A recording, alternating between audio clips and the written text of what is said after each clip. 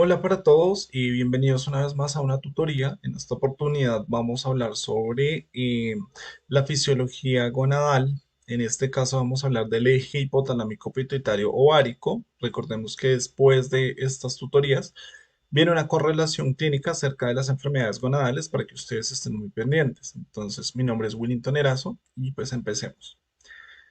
Nuevamente, como en la anterior tutoría, vamos a hacer un recorderis. Entonces, para entrarnos un poquito pues, en la fisiología, recordemos la clasificación química de las hormonas que vamos a tratar, ¿sí?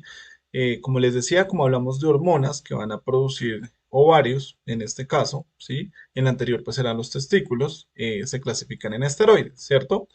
Todas las hormonas esteroideas son derivadas del colesterol y pues recordemos que dentro de estas esteroideas están lo que son las hormonas adrenales y las hormonas sexuales o gonadales, que son el tema principal de esta tutoría. Y pues ya esperamos en otra oportunidad, en otra tutoría, hablar acerca de las hormonas adrenales. Sí, en general, pues hablamos de que todas las hormonas esteroideas, como provienen del colesterol, eh, pues son lipofílicas. ¿Y esto qué quiere decir? Que no son solubles en agua, ¿cierto? En este caso, pues no son solubles directamente en sangre, pues entonces para ser transportadas y ejercer un efecto en tejido diana o célula diana, necesitan de un transportador. ¿Listo? Bueno. Bueno, entonces iniciemos con el eje hipotalámico pituitario ovárico para comprender todo el proceso que se presenta en el sexo femenino, ¿sí? El mismo proceso anterior también ocurre aquí. Entonces, el núcleo preóptico del hipotálamo libera GnRH, ¿sí? Que es la hormona liberadora de gonadotropinas, y este lo que hace es que estimula la adenohipófisis para que libere dos hormonas. Como les decía, una es la LH y la otra es la FSH. Y estas dos hormonas ahora van a actuar en donde? En los ovarios, favoreciendo dos procesos que serán muy importantes. ¿Sí? Por un lado es la ovogénesis con el proceso de maduración folicular, ¿sí? Y la segunda, pues, es la formación de nuevas hormonas en los ovarios que son importantes durante el ciclo menstrual y durante el desarrollo del embarazo. ¿Listo? Bueno, este eje hipotálamo-hipófisis regula dos ciclos femeninos muy importantes, el ciclo ovárico y el ciclo uterino. ¿Sí? Aquí se ilustra el ciclo ovárico que inicia con la primera fase, que es denominada fase folicular. En esta, ¿sí? Como ya sabemos, se libera la GnRH del hipotálamo, el cual estimula a la adenohipófisis para la liberación de gonadotropinas, que pues son la LH y la FSH. ¿Sí? Por un lado, la LH circula por la sangre hasta alcanzar sus receptores en las células de la teca interna de los folículos ováricos.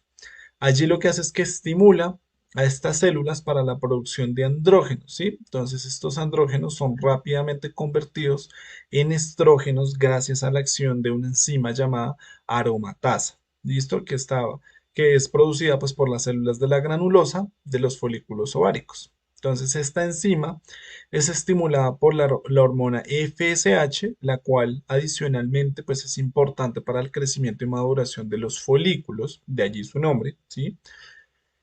Entonces, la FSH decimos que promueve el desarrollo de un grupo de folículos en el ovario, pero solo uno se convertirá en el dominante para el proceso de la ovulación, ¿sí?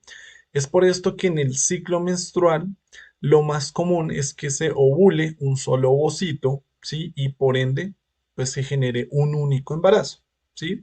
Todo esto ocurre gracias a que uno de los folículos reclutados por la FSH tiene mayor sensibilidad a la hormona que los demás, ¿sí? Y por ende, pues produce mayores cantidades de estrógenos, ¿sí? Que a su vez, pues es por un mecanismo de feedback negativo, inhiben la liberación de más FSH y por ende los otros folículos pues empiezan a degenerarse. ¿Listo?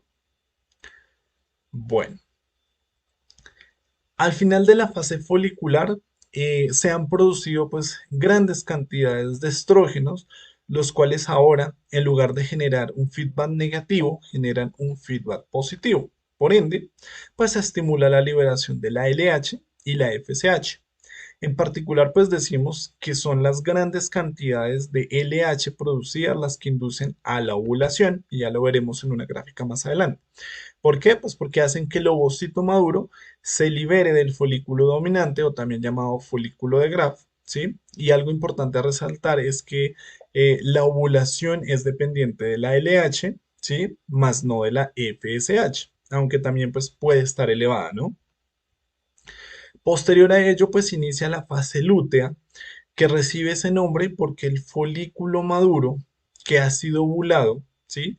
Se convierte en un cuerpo lúteo y este cuerpo lúteo va a producir dos hormonas. Por un lado, produce la progesterona y también produce los estrógenos. ¿Listo? Bueno, ahora, la progesterona será muy importante para que el endometrio, que es una de las capas más internas del útero, quede en óptimas condiciones por si llega a haber un embarazo, ¿cierto? Entonces, si hay fecundación, el cuerpo lúteo se mantendrá, pues, gracias a la hormona gonadotropina coriónica humana que ha sido liberada por el sincitio trofoblasto del embrión, ¿sí? De lo contrario, el cuerpo lúteo, pues, lo que va a hacer es que va a involucionar, ¿sí? De hecho, aquí podemos correlacionar eh, cómo es que se sabe cuando una mujer está en embarazo. Y es porque, pues, la hormona gonadotropina coriónica humana se eleva, ¿sí? Con el desarrollo de la placenta, ¿sí? Si les interesa un poco más el tema, aquí en el canal está este video que les dejo por acá sobre la primera y segunda semana del desarrollo embrionario para que ustedes miren todo ese proceso de la gonadotropina. Ahora, ¿cómo funciona el feedback negativo? Por un lado, cuando hay producción de progesterona, esta envía señal a la adenohipófisis para que se inhiba la liberación de la LH, ¿sí? Esto, pues siempre y cuando no haya fecundación, ¿cierto? Y cuando se producen los estrógenos, estos van a inhibir la liberación de la FSH, pero solo cuando están en bajas cantidades. Por eso ustedes escuchan decir que hay un feedback negativo a la baja, ¿sí? Y pues se da en este caso. Bueno, en cuanto a la regulación hormonal, en el siguiente esquema podemos ver todas las rutas metabólicas que tienen las células en el ovario para producir estrógenos y andrógenos, y recordemos que estos últimos pues son hormonas masculinas, ¿cierto? Entonces existen diferentes enzimas que están presentes en las células de la teca y de la granulosa. Las células, como recordarán, hacen parte de los folículos ováricos, ¿cierto? Entonces, iniciemos por la parte izquierda de la diapositiva, donde se encuentran las células de la teca interna. Ellas tienen enzimas necesarias para convertir el colesterol en testosterona, ¿sí? Y hay diferentes procesos involucrados. Como podemos ver, el colesterol se convierte en diferentes metabolitos hasta formar la testosterona, ¿sí? Y también cuál, pues la androstenediona, ¿cierto? Ya una vez pues, que están formados estos dos andrógenos, la célula de la teca los envía a través de los capilares sanguíneos a las células de la granulosa, las cuales tienen una enzima clave que no está presente en las células de la teca, ¿sí? Esta enzima es la aromatasa y esta aromatasa pues permite convertir los andrógenos en estrógenos, ¿sí? Específicamente la testosterona se convierte en estradiol, ¿sí? Y la androstenediona en estrona, ¿listo? Otro punto importante es que durante este proceso del metabolismo del colesterol existe una diferencia adicional entre las células de la teca y las células de la granulosa. Entonces, las células de la teca son capaces de convertir la progesterona en androstenediona, pero las células de la granulosa no lo pueden hacer, ¿sí? Por ende, y pues en conclusión, estas células sintetizan estrógenos y progesterona. ¿Listo? Bueno, miremos por acá los cambios de la secreción pulsátil. Entonces, en esta imagen podemos ver cómo se comportan los niveles de gonadotropina, es decir, de FSH y LH a lo largo de la vida de la mujer en diferentes etapas de la vida, ¿sí? En el eje Y, aquí vemos la concentración de gonadotropinas en sangre. En el eje X se encuentra el tiempo de vida desde el periodo fetal, ¿cierto? La línea azul pues corresponde a la FSH y la línea LH es la línea que está de color verde. Estas dos hormonas van fluctuando en el tiempo. de manera, pues, digamos que importante, podemos ver cómo durante la niñez los niveles de la gonadotropinas de ambas se mantienen bajos, dado que, pues, en el desarrollo sexual es muy temprano, ¿cierto? Pero una vez llega a la adolescencia, estas hormonas se elevan y empiezan a seguir ciclos infradianos, es decir, mayores a 24 horas, ¿sí? Para ser exactos, ciclos que duran cada mes con ciclos menstruales que tienen pues la mujer como ya sabemos. Cada pico de elevación de hormonas pues es importante para inducir la ovulación, ¿sí? Y una vez llega pues la menopausia, los niveles hormonales se mantienen altos, pero constantes, es decir, no hay grandes fluctuaciones. Como consecuencia, y dado pues que se acaba la reserva de ovocitos disponibles en el ovario, la mujer ya no puede quedar embarazada, ¿cierto? Listo. Por acá vemos el desarrollo folicular. Les dejo esta imagen que resume todo el proceso del desarrollo folicular. Sin embargo, hagamos un resumen de cómo es ese desarrollo, pues teniendo en cuenta que esto ya se explicó en la histología. ¿Listo? Entonces, iniciamos con el folículo, con los folículos primordiales que se caracterizan por ovocitos primarios, posterior con el folículo primario. Y recordemos que este folículo primario primero es unilaminar y luego será multilaminar. Luego el folículo secundario, de la cual se desprenden estados más avanzados como el folículo secundario antral, o también llamado folículo terciario o folículo terciario temprano, ¿sí? Pero lo importante es resaltar es que en este estado hay un desarrollo del antro, ¿sí? Y finalmente el folículo dominante o folículos de Graf, y este folículo de Graf es el que va a expulsar el ovocito debido a un aumento de la LH. ¿Listo? Algo importante a tener en cuenta es que se llama ovocito y deja de ser un ovocito cuando se termina la meiosis 2, ¿sí? Y cuando se termina la meiosis 2, pues cuando el ovocito es fecundado y pasa, ahí sí pasa a llamarse óvulo, ¿listo? Y lo que se forma de ese folículo es el cuerpo lúteo, ¿sí? Que va a secretar hormonas como la progesterona, ¿sí? Ahora este cuerpo lúteo tiene aproximadamente 14 días para que ocurra la fecundación.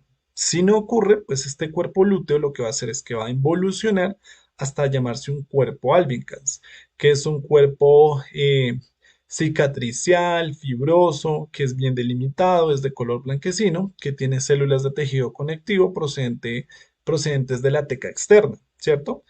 Y disminuye tanto que él se vuelve muy microscópico y pues finalmente desaparece. Pero ¿qué pasa si llega a haber una fecundación? Si llega a haber una fecundación, el cuerpo lúteo va a seguir produciendo progesterona hasta finales del primer trimestre, hasta que hay una formación de la placenta, porque ya será la placenta quien secrete la progesterona. ¿Listo? Bueno, ahora miremos algo del proceso del ciclo menstrual. Entonces, en este diagrama podemos observar las fases del ciclo ovárico y del ciclo endometrial, los cuales pues son fundamentales en el ciclo menstrual de la mujer. Comencemos con las fases del ciclo ovárico en la parte uno del diagrama, es decir, la fase folicular y la fase lútea. ¿Listo? En cuanto a la fase folicular, pues esta etapa representa el tiempo durante el cual el folículo y el ovocito se desarrollan para que este ovocito pueda ser ovulado, ¿sí? Y pues también para que pueda ser liberado, ¿no? Al tracto reproductor femenino para su fecundación. Todo esto ocurre gracias a un aumento de estrógenos producidos por las células de la granulosa. La fase folicular pues comienza desde el inicio del periodo menstrual, día 1, hasta el día anterior al pico de la hormona luteinizante, o sea, la LH, ¿cierto?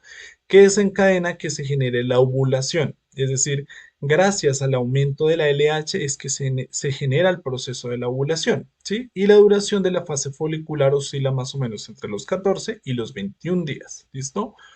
Ya en la fase lútea, pues es el periodo posterior a la ovulación, entonces cuando el ovario produce hormonas para apoyar un posible embarazo y mantener un endometrio en óptimas condiciones, en caso de que el embrión se implante, ¿cierto? Es decir, si nos fijamos en la parte inferior de la imagen, el endometrio aumenta el número de capas, las glándulas aumentan de tamaño y las arterias uterinas se alargan, ¿sí?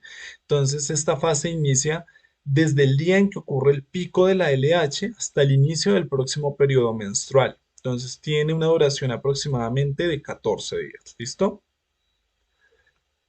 Bueno, por acá vemos el ciclo ovárico, entonces continuamos revisando en detalle la fase del ciclo menstrual denominada ciclo ovárico. En la fase folicular, que comienza el primer día del periodo menstrual, algunos folículos comienzan a crecer en los ovarios.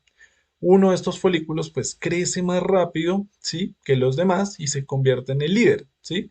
A medida que este folículo líder crece, libera estrógeno, ¿sí? Pues una hormona, como les decía, importante en el ciclo ovárico. Recordemos que esto sucede porque las células de la granulosa toman los andrógenos que producen las células de la teca interna y los convierten en estrógenos gracias a la aromatasa. ¿Listo? Cerca del final de esta fase, los niveles de estrógeno alcanzan su punto máximo y esto envía una señal a la glándula pituitaria en el cerebro para que libere LH, ¿sí? Este aumento repentino de LH es lo que desencadena la ovulación, que es lo que he venido repitiendo durante la tutoría, ¿sí? Que es cuando el folículo líder pues libera un ovocito maduro. ¿Listo? Después de la ovulación, ¿qué ocurre? Entonces el folículo vacío se transforma en lo que llamamos cuerpo lúteo, ¿sí? El cuerpo lúteo produce, como les decía, una hormona que es la progesterona, que ayuda a preparar el útero para un posible embarazo. Y pues como les decía también, si no hay embarazo, el cuerpo lúteo comienza a desvanecerse, a involucionar alrededor de los 20, al día 22 más o menos del ciclo, lo que provoca una disminución en los niveles pues del estrógeno y la progesterona. Entonces esta disminución hormonal lleva al inicio del periodo menstrual y el ciclo ovárico pues comienza de nuevo con una fase de crecimiento del folículo. Entonces es importante entender que estas fluctuaciones hormonales son esenciales para regular precisamente el ciclo ovárico y el ciclo menstrual, ¿sí? Preparando el cuerpo para la fecundación y para una posible gestación. ¿Listo? Ok. Ahora pasemos a revisar con detalle las fases del ciclo endometrial que podemos observar en el siguiente diagrama. Entonces, en cuanto a la menstruación, esta corresponde al desprendimiento del revestimiento endometrial, ¿sí? Y que produce, ¿qué? Pues produce un sangrado. Entonces puede tener una duración que va de 3 a 7 días de descarga uterina sanguinolenta, conocida como menstruación, ¿sí? Como podemos observar, los niveles hormonales de estrógeno y progesterona se encuentran bajos. Entonces, esta es una razón por la cual el endometrio no se encuentra en óptimas condiciones para un posible embarazo y se desprende generando sangrado. ¿Listo? En una fase proliferativa, digamos que durante esta fase hay una proliferación y un engrosamiento del endometrio con la formación de glándulas rectas y tubulares que le darán pues, nutrientes al embrión en las primeras semanas del embarazo, ¿sí? También aumenta la profundidad de las arterias uterinas. Todo esto pues ocurre gracias a la acción de los quienes, como les decía, de los estrógenos. Estos también, pues, ¿qué hacen? Promueven el moco cervical. ¿Y qué hacen con ese moco cervical? Pues lo convierten a que sea más hialino y más elástico para permitir el paso, digámoslo así, de los espermatozoides en su viaje hacia el tracto reproductor femenino. Ya en una fase secretora, pues durante esta etapa, digamos que hay una elevación importante de los niveles de la progesterona que son producidos por el cuerpo lúteo. En esta etapa, a diferencia de la fase proliferativa, pues hay menor proliferación de las capas del endometrio y por lo tanto no aumenta tanto el grosor del endometrio, ¿sí? Dado que dicho proceso pues se ralentiza por la acción de la progesterona, ¿sí? En cambio, hay mayor flujo de sangre de las arterias espirales y una mayor secreción mucosa y las células endometriales empiezan a reservar, digamos que el glucógeno para nutrir al embrión, ¿sí? Dado que la progesterona inhibe el crecimiento del endometrio, ¿sí? Además, el moco cervical se espesa y aumenta pues su grosor, restringiendo el paso de nuevos espermatozoides, ¿sí? Y adicionalmente la progesterona aumenta la temperatura corporal, ¿sí? Bueno, en cuanto al control hormonal del ciclo menstrual, aquí en esta imagen pues nos sirve para resumir toda la regulación hormonal que ocurre durante el ciclo menstrual con diferentes feedbacks que entran en acción y cambios en los niveles de la hormona que circulan en sangre. Bueno, entonces iniciemos con la fase temprana a media de la fase folicular. Entonces, comenzamos en el ciclo ovárico en la fase temprana de la fase folicular. El primer día del sangrado menstrual marca, digamos, que el inicio de un nuevo ciclo. Y este es el punto que marca el inicio del ciclo, pues debido a que el sangrado menstrual es un signo físico fácilmente observable por la mujer y pues justo antes del inicio de cada ciclo, la secreción de las gonadotropinas desde la adenohipófisis aumenta, ¿cierto? En específico, pues es gracias a la FSH. eh, un grupo de folículos en los ovarios, como les decía, comienza a madurar. Entonces, a medida que los folículos crecen, las células de la granulosa, ¿sí? Y las células tecales comienzan a producir estrógenos. ¿Cuáles son? Pues, eh, las de la granulosa, pues es bajo la influencia de la FSH y las de la teca, pues es bajo la influencia de la LH, ¿cierto? Un dato adicional e importante en este ciclo menstrual es que las células de la granulosa también comienzan a segregar AMH, que es la hormona antimoleriana, ¿se acuerdan? La cual disminuye la sensibilidad del folículo a la FSH, es decir, hace que el folículo pues responda menos a esta testosterona, ¿sí? Este mecanismo es importante para evitar el reclutamiento de folículos adicionales, ¿sí? Una vez que un grupo de folículos pues ha comenzado a desarrollarse, ¿sí? Ese es como el mecanismo. Luego tenemos una fase media a tardía de la fase folicular y la ovulación. Entonces, ahora, a medida que la fase folicular avanza, los folículos pues siguen desarrollándose y produciendo estrógenos, ¿sí? Llegando a su punto máximo en sangre, ¿sí? De hecho, para este punto del ciclo, solo un folículo está desarrollándose y pues por ende se denomina folículo dominante. ¿Listo? Al finalizar la fase folicular, las células de la granulosa del folículo dominante continúan secretando estrógenos y progesterona. Entonces, el estrógeno, que antes generaba un efecto de retroalimentación negativa sobre la GNRH en la fase folicular, cambia a una retroalimentación positiva, dado pues, que se encuentra en muy altas cantidades, lo que lleva a un aumento preovulatorio de la GNRH. ¿Listo? Inmediatamente antes de la ovulación, los niveles persistentemente altos del estrógeno mencionados anteriormente, ¿sí?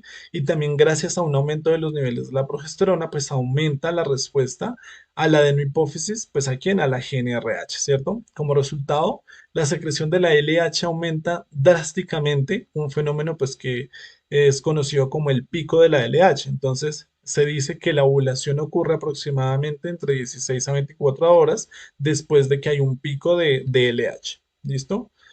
Aquí tenemos una fase temprana media de la fase lútea. Entonces, después de la ovulación, las células de la teca folicular migran al espacio antral, mezclándose con las antiguas células de la granulosa y llenando la cavidad. ¿Listo? Ambos tipos de células se transforman en células lúteas del cuerpo lúteo.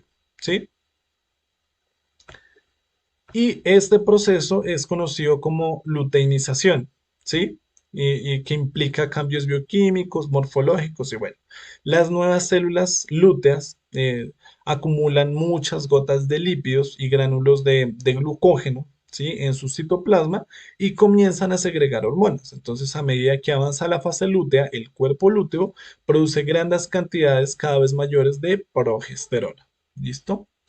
Luego tenemos la fase tardía de la fase lútea y menstruación. Entonces, finalmente el cuerpo lúteo tiene una vida intrínseca de aproximadamente 12 días, pues si no ocurre un embarazo, el cuerpo lúteo sufre una apoptosis, ¿sí? Y se degenera. Es decir, pues hay muerte de células, ¿cierto? Entonces, a medida que las células lúteas mueren, la producción de progesterona y estrógeno disminuye, pues porque eran estas células las que producían esta hormona y esta disminución elimina la señal de retroalimentación negativa a la adenohipófisis y pues aquí al hipotálamo, ¿cierto? Por lo que la secreción de la FSH y la LH aumentan de nuevo, ¿sí? Y esto es importante pues para el inicio del nuevo ciclo, ¿listo? Además, digamos que los restos del cuerpo lúteo se convierten en una estructura inactiva llamada cuerpo álbicas, ¿sí? Se llama cuerpo álbicas. Es así como la menstruación inicia de nuevo alrededor de 2 días después de que el cuerpo lúteo deja de funcionar o 14 días después de la ovulación. ¿Listo? Bueno, gente, esto ha sido todo en esta oportunidad sobre el eje hipotalámico hipófisis ovarios, en el cual hablamos del sexo femenino. Esperamos les haya ayudado. No se les olvide que después de estas tutorías hay una tutoría más acerca de una correlación clínica de las enfermedades. Listo, para que ustedes estén muy pendientes. No se les olvide manito arriba y nos vemos en una próxima tutoría.